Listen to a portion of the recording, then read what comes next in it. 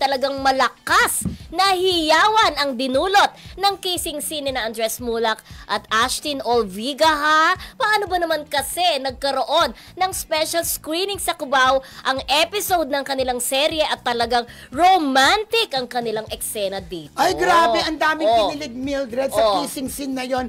At talagang perfect 10 ang binigay ni Ashtin, no? Ang galing daw, sabi. Nang humalik. Oo, ang galing daw, sabi.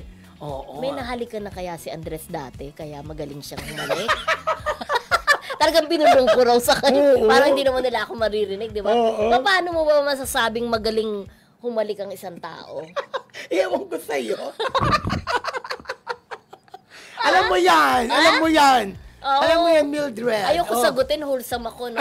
Sayang wala si Kuya Romel dito. Kasi si Kuya Romel for sure alam niyang mag-rate.